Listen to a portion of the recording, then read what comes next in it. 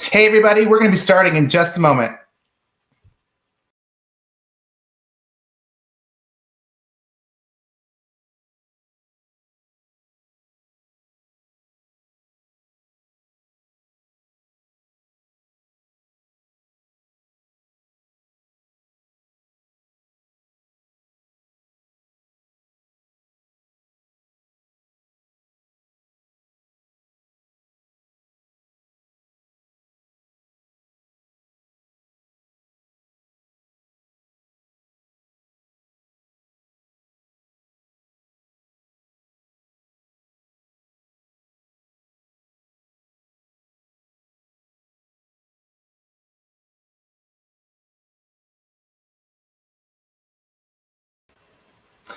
Good evening, and thank you for joining CM Performing Arts Center's brand new online live speaker series, CM Spotlight. My name is Tim Pappalardo. I'm a board member at CM, and I will be your host. In this series, we will shine the spotlight on CM's brightest talents, actors, musicians, production designers, theater management staff, to hear all about their lives working in the theater. I'm here, just like you, to learn about them, hear how theater has played a role in their lives, and how these experiences have helped shape them into the artists they are today. If you're new to CM Performing Arts Center, welcome. We're a nonprofit organization in Oakdale, New York, celebrating our 33rd year. We produce musical theater year-round on our main stage and children's theater. We also produce cabarets, special events, provide educational programs, and travel Long Island with our incredibly moving and powerful service, Journey, Cross, and Crucifixion. If you like what you see and hear today, kindly consider supporting CM. As a nonprofit, we rely on ticket sales and donations to keep our doors open. So we want to keep bringing those shows to you that you love. And we just launched 2 new ways to give. You can make a donation by going to our GoFundMe campaign, or you can buy a gift card that can be used towards an upcoming CM event produced at CM Performing Arts Center. More details can be found on our website at cmpac.com. With all that said, let's get the evening underway. I'm so excited. Our first guest was recently on the U.S. national tour of Andrew Lloyd Webber's mega hit, Phantom of the Opera, and was in the final Broadway company of Finding Neverland at the Lunt-Fontanne Theatre. Please join me in welcoming CM alum, the hilariously talented Robert Anthony Jones. Hi! Hey, Rob, how are you? I'm good. This is me and little Gus. Hi, Gus. Hey, Thanks Gus. for being here with us tonight. He is absolutely adorable. What type of dog is he? He's, what is he? Yorkie Poo. A Yorkie Poo. Yeah, we just got him. January 2nd. That's his gotcha day. And we always forget I always forget what mix of dog he is because he's so much bigger than a Yorkie Poo, you know, but he's here. He's beautiful. He looks thrilled. Oh, he's thrilled. All right, I'll put him down. All right, I'll put him on the floor. Let mother do her interview now. There you go. All right. Okay. I love your glasses. Those are Thank fantastic. You. Thank you. All the stars are wearing them. You look great. It's so good to see you. How are things? How are you? How's New York City? New York City's amazing. Haven't you heard? I mean, we're doing okay. You know, we're all quarantined up in here and, you know, just trying to take all the precautions. It's actually, you know, a lot of this is inspiring because it's inspiring to me to see New Yorkers like, you know, pull together and really, you know, just band with each other and 6 feet from each other, you know, like fight this pandemic. It's really scary. So it's nice that we're surrounded by such amazing people. New Yorkers have always been amazing and they continue to be amazing, as are the people around the world. Yeah. Absolutely. What are you doing to pass the time and with social distancing? Well, Tim, one of the main things that I'm doing is I make it a point every single day to do a cardio workout for 45 minutes per day. Ooh. Mustn't get the flab going, darling, you know. But no, I think that's, to me, that's like really an important thing, just to kind of keep the endorphins flowing and to keep things vital, because you could go crazy if you don't, you know. So that's one thing I for sure do. And my husband and I, Jeremy, have been doing like a lot of cooking, which is good. And we're just what? I was gonna say that's fantastic. Do you have a recipe you'd recommend? What did I make? Oh, well, my husband made his Cincinnati chili, which is amazing. But I don't know. I might have to take that one to the grave. I love chili. That's so good. Yeah. Well, Rob, again, thank you so much for being here. I'm so excited to hear everything about you and to hear about your career and working in theater. I'm just going to dive right in and ask you. Please do. I'm an open book, Tim. Oh, fantastic. So when say again? It's a little more weighty, the book. So when did you start performing?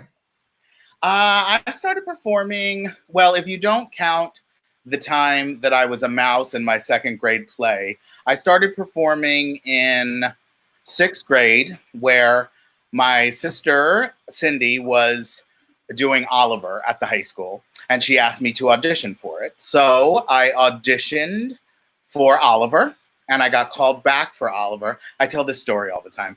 And I got the understudy for Oliver and was a workhouse orphan. And they said that one of the reasons that I did not land the role was because I was too healthy looking. But that didn't stop me, Tim. Good. I'm glad. Ironically, I had one solo line in Oliver, and it was like, I'm not kidding you, it was just thinking of growing fat. That was my solo line. Really? You didn't get the role because you were... Exactly. My goodness. You tell me. This business is rough, Tim, right from the very start. So were there actors that you looked up to from the beginning, and like you famous actors? Or, yeah. Well, in my youth, I loved Jacqueline Smith and Farrah Fawcett and Kate Jackson from Charlie's Angels. But once I started getting into the show business, musical theater, Nathan Lane was always a huge inspiration for me. That he was kind of someone that I started to look at him and be like, oh, I can do something like that, you know? That maybe that's the path for me. Have you gotten a chance to actually meet him? No. Only one time I actually mistakenly walked in on him in a bathroom. I opened the door. Oh, no. I opened the door and it wasn't locked. And I was like, I just walked in on Nathan Lane. So I said, sorry, Nathan Lane. But that's as close as I got so far. Well, that's definitely a story to tell. I know. He was gracious. I mean, I didn't see anything. Well, so when did you have this aha moment? I want to be an actor. I mean, it's weird. It didn't come to me. I'll tell you, and this is being completely honest. When I was doing, I didn't have an aha moment. I just kind of kept going with it and kept doing it. And I was like, I like doing this. But the moment that I was like, maybe I could be funny, was when I was doing Nonsense at Creative Ministries. And this is not at the CM Performing Arts Center. And this is totally real. I was doing Mother Abbess, Mother Superior. I was doing Mother Abbess in South. No, I was doing Mother Superior in Nonsense. And I was doing that scene where she gets high, where she doesn't know what it is. And she does this whole thing. And I had never experienced it. I'm getting a little choked up talking about it. I had never experienced anything like that before. And that had been the first time where I was like, oh my God, I'd never experienced an audience reacting to me like that before. And so that was probably like the starting point of where I said, I could maybe do this and hopefully be funny at it. Well, I think you're hysterical. Oh, thanks. So does my mother. Your mom, is your mom supportive of you in the Oh my God, yeah. No, my mom and my dad were actually very supportive of me. I went to Hofstra University for my BFA in theater arts, and they were there was no question if that's what I wanted to do. That's what. There was no fallback. There was no maybe there should have been, but there was not. And there was never any talk of that. It was like, if that's what I wanted to do, then that's what I was going to do. Got it. So I was lucky. I was lucky in that respect because I had a lot of support all around me, family and friends. That's awesome. And I have to say, I am a fan of you on Instagram, and I have seen the posts. You're the one. Your mom in those outfits. My mom, I always say she's my biggest hit maker. I like post her in, bell-bottom Christmas pants, and like 5,000 people respond to it. That's amazing. I mean, she looks like she's having fun, and I can tell where how you guys are related. Oh, yes. If I could sew the umbilical cord back on, I'm obsessed with my mother. That's awesome. That's totally awesome. So Rob, how did you find out about CM initially? How did you find out about us? Years ago, I think I had a bunch of my friends were auditioning for West Side Story. This was like years and years before the theater even existed. And I had heard about them here and there. And then I went in I had heard they were doing Man of La Mancha, and I had never done it before. So I auditioned for it. And I guess the part of Sancho was already cast. And when I went in, my beloved Noel was like, could you sing this part? And it was for the Padre. And I was like, okay. And I sang it, and he was like, that was wonderful. Okay, thank you. And I love your impression of Noel. This is what he said. He was like, are you interested in any other role besides Sancho? And I was like, 19, and I was like, no, I just want Sancho. And he was like, all right, brother. Thank you for coming in. So I was like, I guess that's cast. But then, then when I came back I think the show I came back for was Nonsense. I did Nonsense, Sugar Babies, Guys and Dolls, Seussical. I think Seussical was my last one. I don't know if there was any more in between. But when I came in for Nonsense, I spoke to Noel on the phone, and he said, you come very highly recommended. Can you play Sister Hubert? And I was like, great. So I come in, and then he says, okay, I want you to read this. And he hands me the script for the Mother Superior. And I was like, you told me I thought this was a done deal. You told me it was going to be Hubert. He's like, just read it. Please, just read it. So, and then it goes, and do it with an Irish accent. I was like, I am not prepared for this. So I did it, and then I got it, and the rest is history. He was right.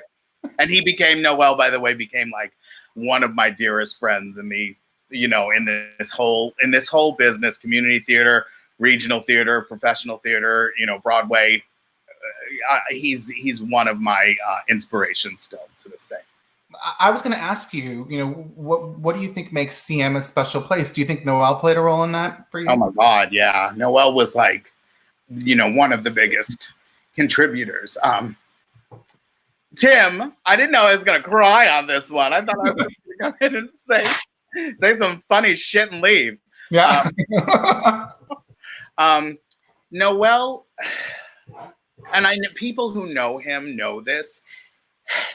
To me, one of the reasons why it was so successful for me and for other people, Noel always made you feel like you were worth something, like you were, you yourself had something special to give to the world and to theater, And he made you feel, you know, in this business, you know, people can make you feel like a dime a dozen, and Noel made you feel like one in a million. I remember when we were doing Sugar Babies, and you know, we couldn't get guys. Like, we were trying to get guys to come in for this, and he was having guys come in, and he wasn't casting anyone. And I was like, no, well, what are you doing? I was like, grab that person out on the street and put them on stage. We have no guys. And he's like, it's not easy. It's not easy. I was like, what's not easy? He was like, what you do. You have a gift, my friend.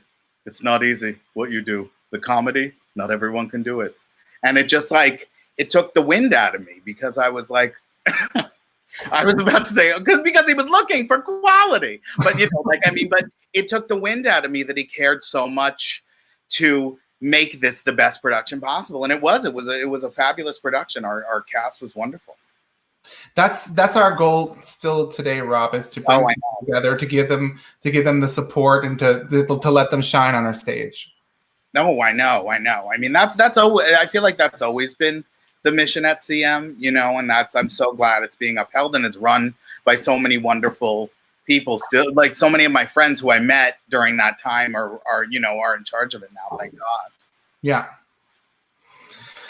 Well, CM is a fantastic organization, and I'm so glad that you're a huge fan of it. And we love just hearing these success stories of people who know that CM is such a special place. And yes, like I said, CM was definitely a driving force in like confidence, you know, for sure, and just letting me, just making me feel like my talent was appreciated and not something that I should be, you know, I'll be grateful you're doing this. And it was more like, we are so grateful that you're doing this for us, you know?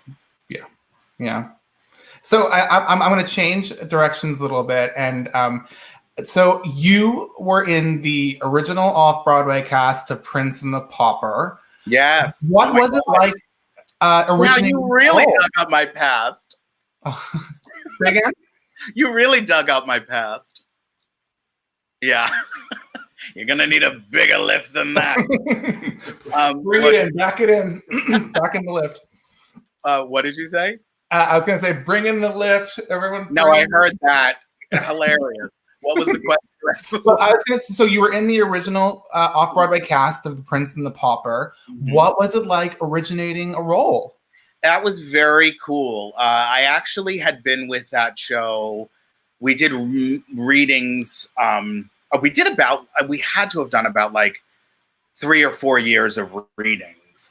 And I basically, I think there was one reading before I came on board, and I basically created the role of the dresser, which I ended up playing the dresser, what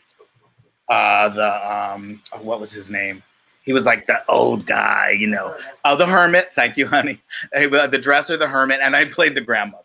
And like they would write stuff for me, you know. They would write lines for me. Like there was a line where I said, do you have any Darjeeling? I just love Darjeeling. And they wrote that, like, they were like, oh my God, I was, you know, the writer was like, I wrote this, you know, thinking of you and how hilarious you'd be. And clearly, as you saw from my interpretation, it was hilarious. It's so great. I mean, it's so special to hear stuff like that. And we did the original cast recording. Like that was a very like. Were there all like firsts for you?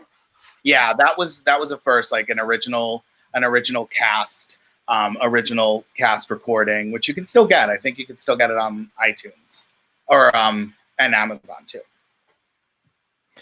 That's so cool. Right? I mean, if I had that opportunity, I'd have it like on my cell phone. Whenever it rang, I'd hear myself singing. I know. Well, I mean, that's what I did for years, and then then you do another show, and you do that for years. Well, so you've done some really meaty, challenging roles. Zaza and Lacage. Yes. Molly Stock. Broadway World Award winner. You did? Wow. Yeah. Awesome. You know, the Broadway World Award, which I love. And I got Best Actor in a Musical this year. I should have my trophy. My trophy's over there. I'll have to post it online. After they don't give you a trophy. I bought a trophy for myself. Did you put a plaque on the bottom? Yes, there's a plaque on the bottom. It came with a plaque. You know, we went we went soup to nuts on this. We spared no expense on this trophy that I paid for myself. That's so cool. So what is it like to take on a heavy role like that? What? To me, for me, La Cage aux Folles for Zaza, that was that was actually the most comfortable I felt. That was the most comfortable in my skin that I felt. It was just, it's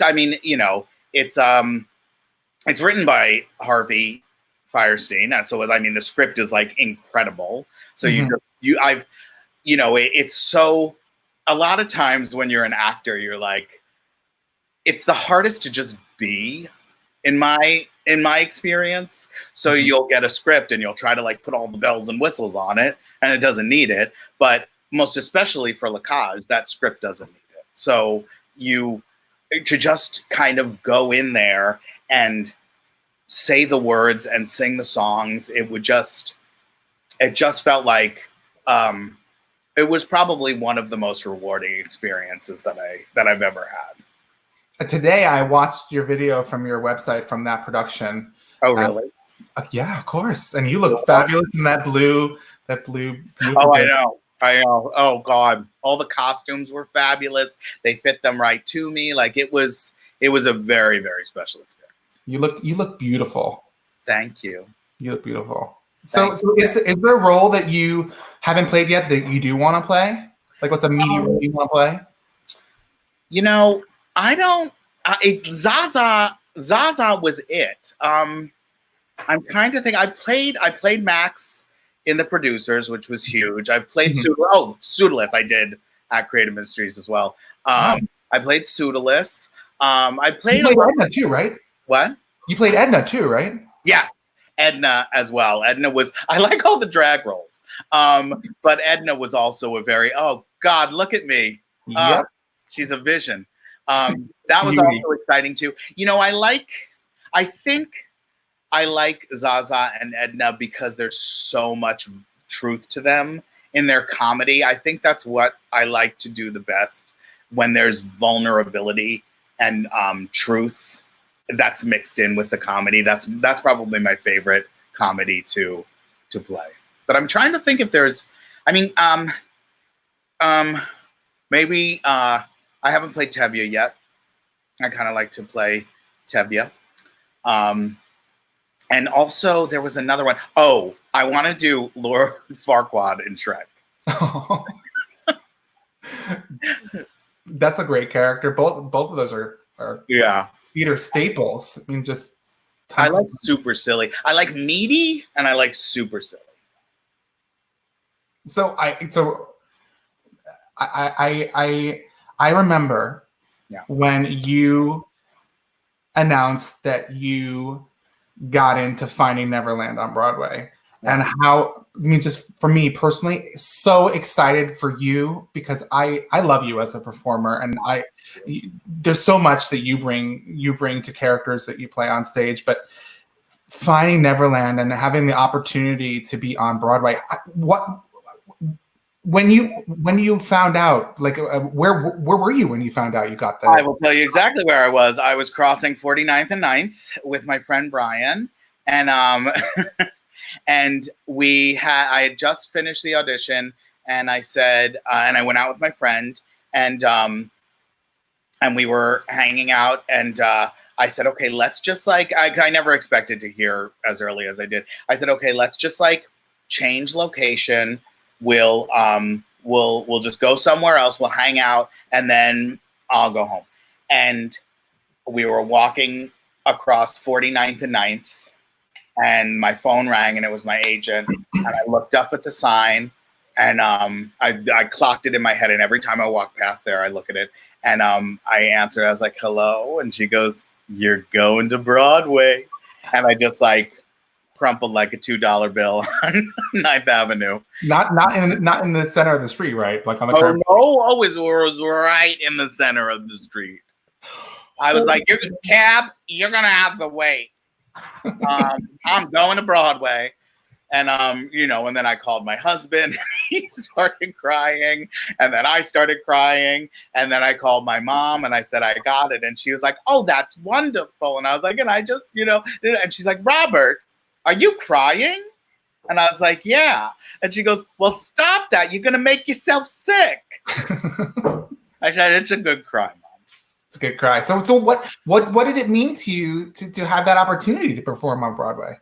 What did it mean? Well, I mean, it's so funny because in a way, it's like it's a lifelong dream. And I mean, there's no two ways about it. It was one of the most incredible experiences I've ever had in my life. My opening night on Broadway, I had like 30 people in the audience. My sister was there.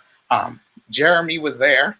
It was I didn't expect to cry, so maybe it's because I've been holed up for 2 weeks.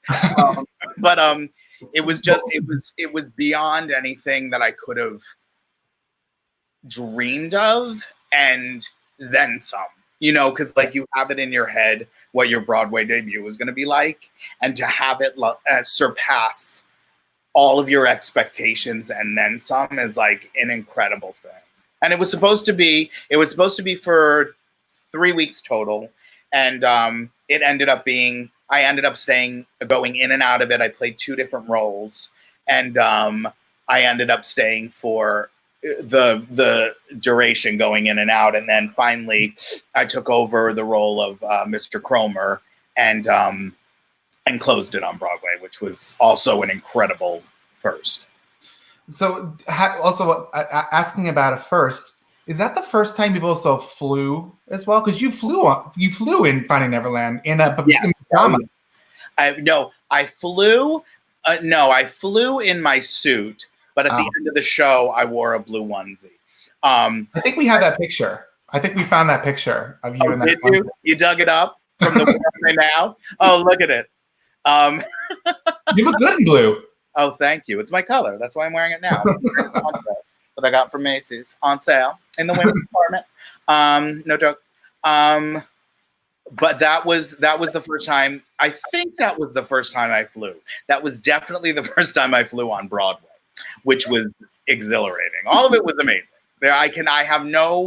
It was all just that little kid, everything that little kid dreamed about while he was dressed like a nun on stage in Creative Ministries, CM Performing Arts Center. It was all that and a bag of chips. So I've seen you also at the Stage Door. What is that like? That's honestly, I know I keep like exuding positivity. What's wrong with me? But that was also incredible too. It was just to, you meet so many people, and the people, there were people who were like crying outside the stage door. There one woman in particular, I remember I had finished, you sign autographs, you talk to people. It's and because of social media, that, they know you, they follow you. So it's kind of cool that they know the stuff about you. But one experience in particular, I was finishing signing autographs and I went to walk down to 9th, and this woman came up to me and she said that her son had just recently passed away, and she didn't know how she was gonna relate to this or if she was gonna be able to take it, but she said it was so cathartic for her to go, because there's this, if you haven't seen it, I mean, it's still on tour, but if you haven't seen it, there's this beautiful, you saw it. You saw the show, Gold dust moment. It's we won't go into it so people can still be surprised. No spoilers, but it's this like beautiful ending that is just, they made it, and it was directed in such a way that it was uplifting instead of tragic. And I just think that was part of the beauty of what resonated so much with the audience members in that show. So. I mean, I cried. I know. Every night. I stood right before I went on. One of the stagehands pushed me like right to the edge of right before I'd get on stage, the night before I went on. And he said, just stand there and take it in. And I just stood there and watched this moment happen. And I just but like I felt my father with me. I would just like bawled like a baby. Theater does that. That's the great thing. I mean, that's the thing. That's the theater. Theater is healing, as cliche as some people might think that is. It's the truth, and it's healing, and that's one. I mean, that's one of the great things about CM and the theaters, you know, all over the country. You know, whether it be like professional or community, whatever. Like, it gives a place for someone like me who didn't do sports or who, you know, was not like a great student. You know, you could be all those things too, but it gave me a safe place to go to and be, and, you know, and be myself. Yeah. Oh my goodness. I'm thinking about, I'm listening to you. I'm thinking about that moment, and I'm like, I know it was a magical moment. And luckily, you can have magical moments no matter where you are on stage. Yeah. You know, I've had just as magical moments on a Broadway stage as I have on the stage at CM. You know, like I said, that moment when I was in Nonsense and the crowd was reacting to me in a way that I had never truly experienced before. That was just as magical. So there are so many people at CM. I know me for one, at one point was wanting to go into acting and wanted to make this my career. So, you know, you're a success story. And I think a lot of the people who are listening tonight and who success stories, just in, you know, in different ways. It's great. I mean, and I would ask you, you know, what is the biggest obstacle you face from working in this industry, and how did you overcome it? I mean, I think the biggest obstacle is kind of like, it's so weird because it's like, try not to take it personally, but it is so personal because it's you know? So that's been like the biggest thing for me, to kind of like be able to shake it off, because not everyone is going to love you, you know? You go into some audition, you win some, you lose some, and that's the way it is. But you just need that kind of like one person like Noelle to believe in you. Mm-hmm. Like for example, I did the tour of 101 Dalmatians musical, and which was directed by Jerry Zaks, and who's like, you know, theater royalty. And I went in and I got it, and he liked me, and it's like, you know, it just takes that person. It just takes that one person to see something in you. And if someone doesn't see something in you, go to the next person. There's a bunch of people who are going to love what you have to bring to the table, regardless of where you are or what industry you go into. You know, I think the hardest thing is, especially in theater, is to be to trust in being yourself. It's hard to be like, let me go in with something, a preconceived notion of what we think that they want, as opposed to what we bring to the table, because that's what has the most value. So that would be your advice. Just be yourself. There's the only person that you can be is yourself. Everyone else is taken. So, and why would you want to be anyone but yourself? Did you know that from the beginning? No, God. Still learning it. Yeah. Yeah. I mean, there's no. I mean, I tried to be, I was like, let me see if this person fits. Let me see if this suit fits. You know, eventually, if you stay in the business long enough, like you're gonna realize that it's gonna become exhausting, and you're gonna realize that people like you for you. I mean, you know, it took a while for me to put it together. Like in my day-to-day life and in my social life, I'm like, oh, people think I'm funny and people think I'm this. Like, I never give a thought to it. But you go into a room and you've got a script in your hand, and all of a sudden you're like, who would you like to see? Instead of being yourself, you know? So that's my biggest piece of advice. Just be who you are, and be so authentically you cannot be anyone else. Got it. That's good advice. It's great advice. I can't believe it just came out of my mouth. That's fantastic advice. So what do you think that you have done right, Rob? What do you think that's you know? What do I think that I've done right? That's me. Yeah. What does that mean? Well, so like I'm looking at my list of questions here, and I'm like you go in you go into the audition room now. You yourself, you show I what you try have to be. I try to be. I I try to embrace. It doesn't always work, sometimes, and that's the way it's going to be. That's just the way it's going to be. We're flawed, we make mistakes. And there are some times where I go into an audition room and I like knock it out of the park.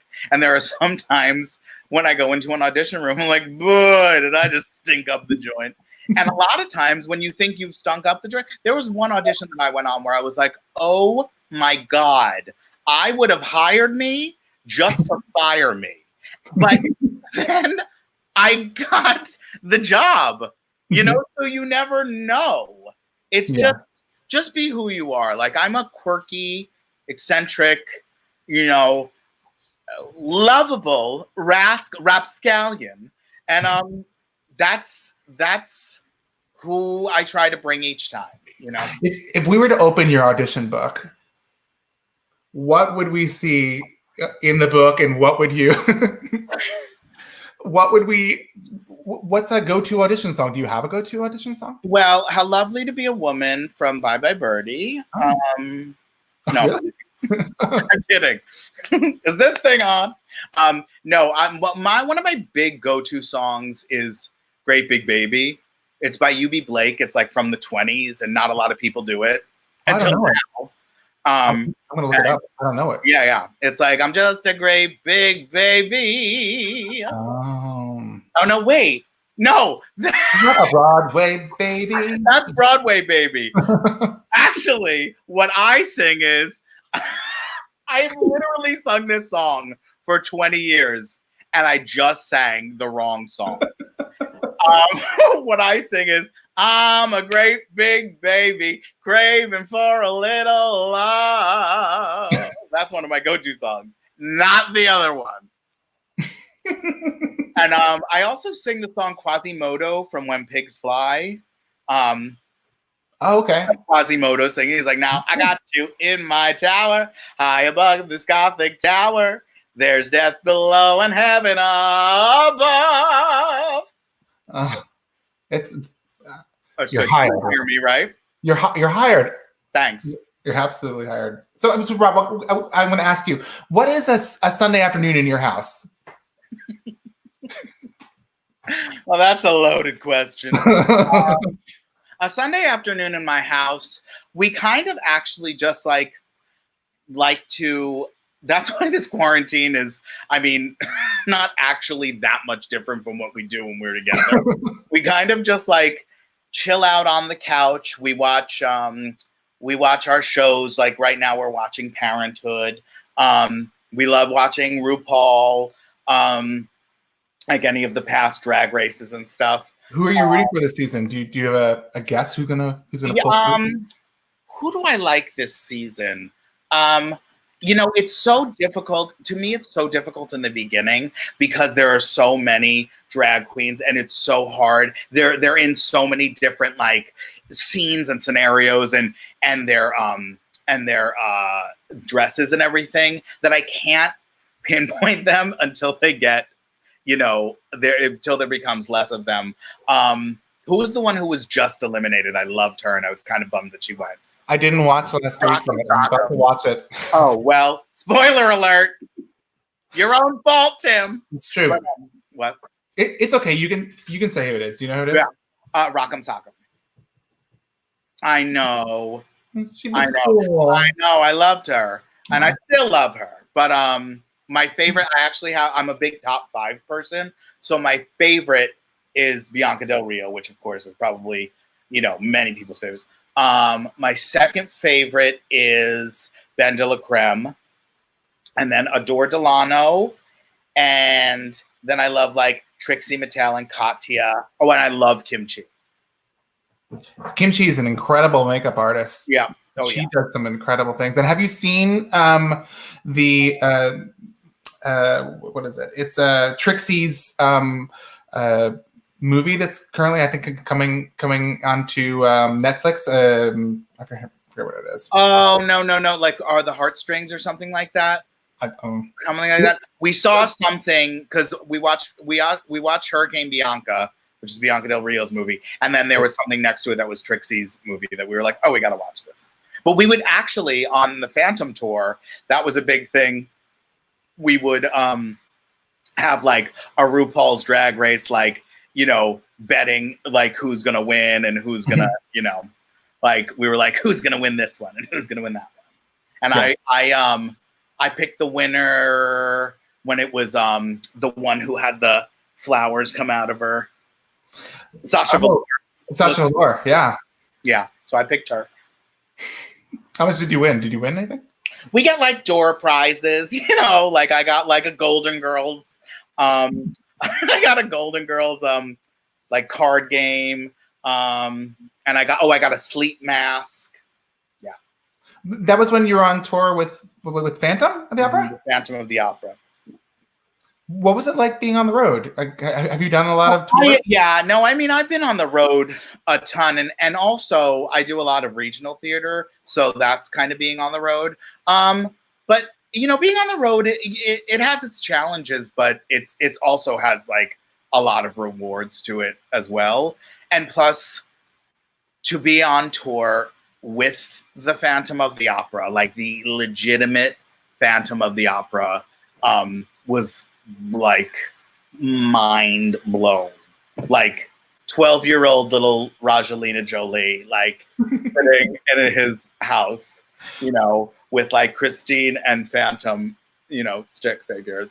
Like I never ever would have imagined that I'd be, you know, and like, I mean, I wasn't on tour when he came, but like Andrew Lloyd Webber came a few times. It's just like, it's mind blowing. It's you know, I try to never stop being in that world where I'm awestruck, you know, because when I stop being awestruck, then it's time to hang up your tap shoes, Francis. Well, we hope we don't do that anytime soon. No, I can't do anything else. So it's like, it's either this or, you know, nothing. So that actually leads into the next part that I was going to ask you, which is I want to hear your answers to these questions very, very quick. The first thing that comes to mind, it's questions from the Actor Studio. Think of me as Mr. Lipton, and I'll sit here like this and give you these questions. Also, if anyone who is watching this evening wants to ask Raj a question, you can post right into the YouTube link, and we will pull those questions up right on the broadcast. So are you ready, Rob? I'm ready. Okay. All right. So what is your favorite word? Hope. What is your least favorite word? No. What turns you on? Oh. Kindness. What turns you off? Negativity. What sound or noise do you love? Applause or people chanting Raj, Raj, Raj. What sound or noise do you hate? I hate people crying, you know, if they're sad about something. What is your favorite curse word? Fuck. What profession other than your own? Say again? You asked. Yeah. Fuck. What profession other than your own would you like to attempt? Well, nothing with numbers, that's for sure. Because I still count like the tip at a restaurant on my fingers. Maybe like cooking, or I'm actually an artist too. Like I draw, like a cartoonist. Maybe something like that. Okay. What profession? Creative. What profession would you not like to do? Oh, something with numbers.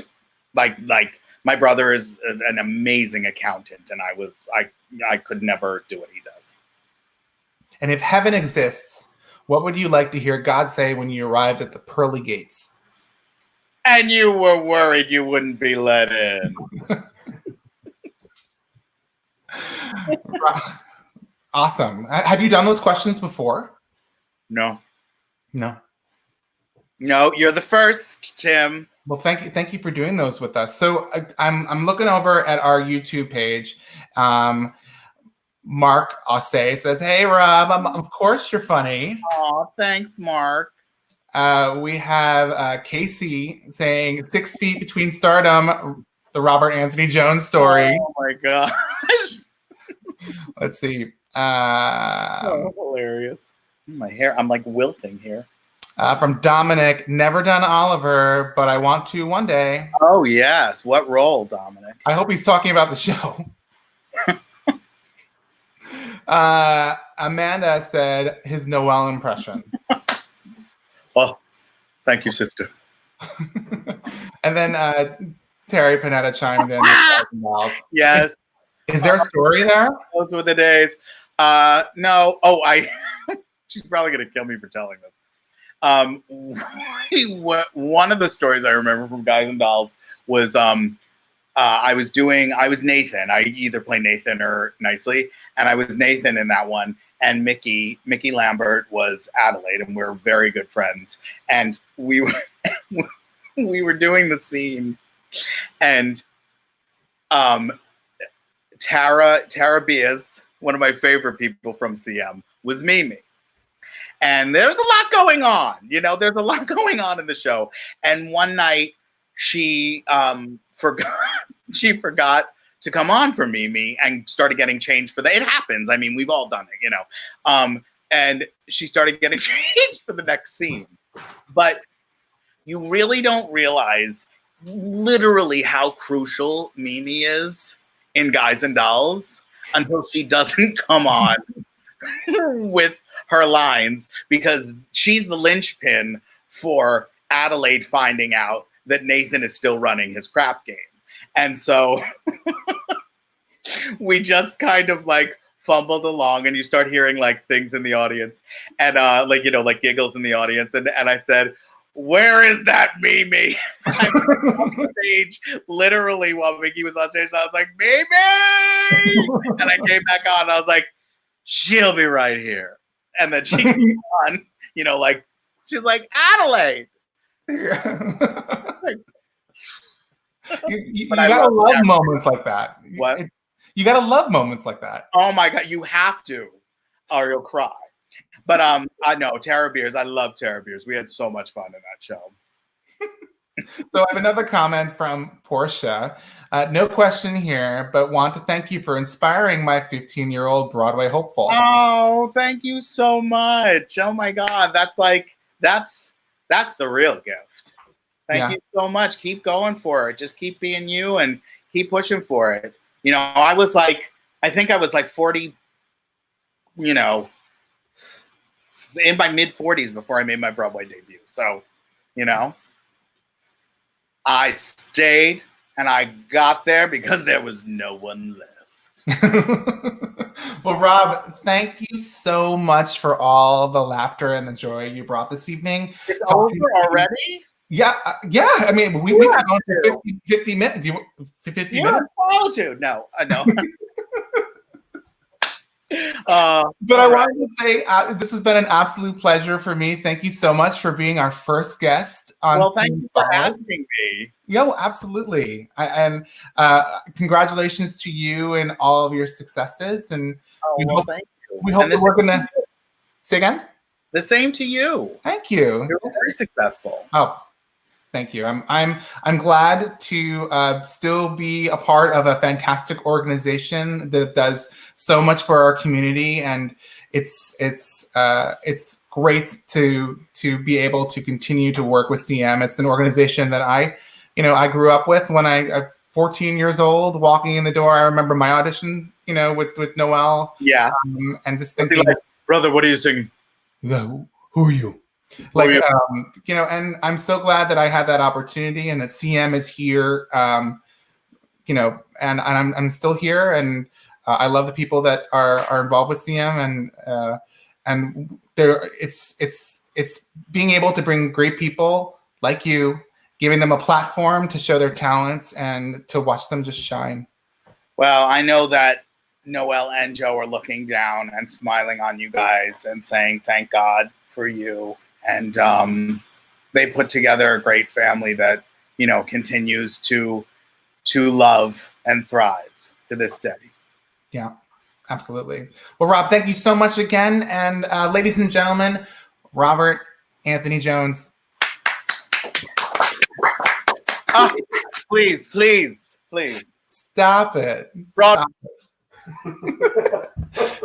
Okay, was he not amazing? He is the example of why we should be celebrating the talented people that work at CM. So as a reminder, next week on April 2nd, we'll be speaking with CM and Broadway alumni actor Nick Sanchez. And following Nick on April 9th, we'll be speaking with Tony Award-winning sound designer and CM alumni Jessica Paz. So as we're all experiencing, it's a difficult time in our world. We're all affected by it in some way. And now is the time where we pull our family, our friends, our loved ones together and be thankful for each other. We pray for those who are battling the virus now. Please know that we are thinking of you and that we wish you a speedy recovery. As you are aware, we've all taken a hit. Some of us have lost our jobs. Businesses are suffering, and as a nonprofit, we also have been hit too. So we depend on our patrons attending our stage productions, our live dramatic presentation of Journey Crossing Crucifixion that would be touring Long Island at this time. But due to the COVID-19, CM can't hold those performances or services. And so we do not have the money coming in our doors. And right now, CM needs your support. And we have two new ways to give. One, the first is our charity GoFundMe campaign. Please know that all of your donations are tax deductible. And the second is by purchasing a CM gift card that can be used towards any CM produced event at CM Performing Arts Center. And if you buy it now, there's a booking incentive. So for more information, please visit our website at cmpac.com. At the top of the page, there are links for both opportunities. The process is incredibly easy. Right before I came online here, I did that. And it's very, very simple. You fill in your information, and that's it. So we thank you in advance for your generosity. So quick thank yous. Thank you to all the talent who are volunteering their time to speak with us. Rob, oh my God, thank you so much. We could not have done this without you. Thank you to BroadwayWorld.com for getting this word out about this exciting new series. And thank you to you, the viewers, for spending a little bit of your evening with us tonight. So on behalf of CM, we hope that you and your loved ones stay healthy and safe. And we look forward to welcoming you back to CM Performing Arts Center soon. So be well, and hopefully we'll see you next week. Bye, guys.